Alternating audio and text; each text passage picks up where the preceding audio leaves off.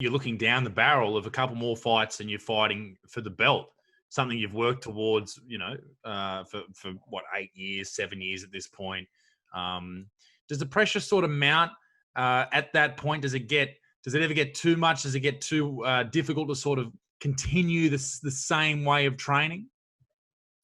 Not for me. Not for me. I'm all right with this. So even with these fights, to be honest with you, my hardest matchups in my division, I've already taken out. I literally have. Like, you got guys like Chad Mendes. You don't call out Chad Mendes. No. I called out Chad Mendes because I knew that that's going to put me in a very good position to call out fucking Aldo, you know what I mean? Yeah. Or whoever it is, whoever's at the top. So I call out Chad Mendes knowing that, again, this is where I'm looking at it. I need to be successful. I need to take out these guys. And for me to fast track my way through, I need to take out these killers that no one wants. I'll fight Chad Mendes. Again, he's a wrestler, very powerful, dangerous sort of guy. So not many people want to fight him, but I knew I can break him.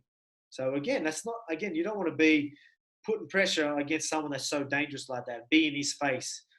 That was this fight was, if I try and play very smart and all that, like, again, he could still win because he's an athlete. So my way of winning, the way I looked at it, was very effective. Put the pressure on, be smart, or put the pressure on, break him, get the job done.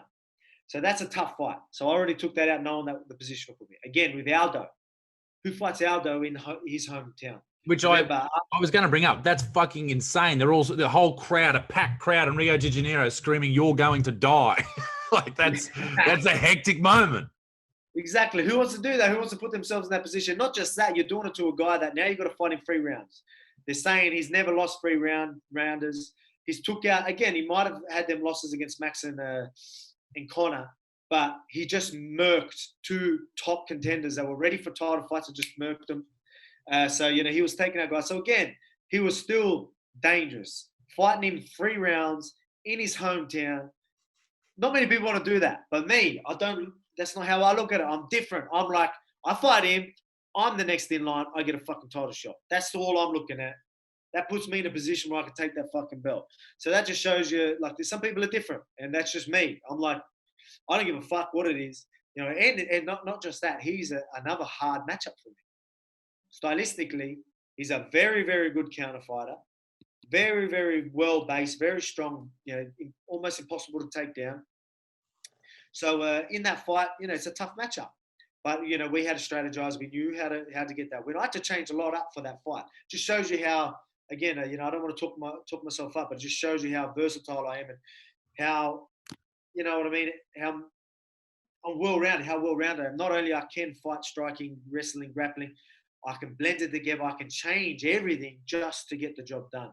And, and then you got guys like Max. Again, Max, a very, very good boxer.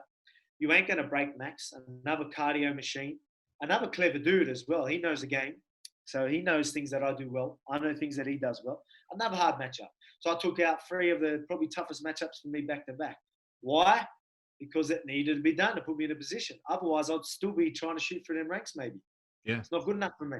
And I want that fucking belt.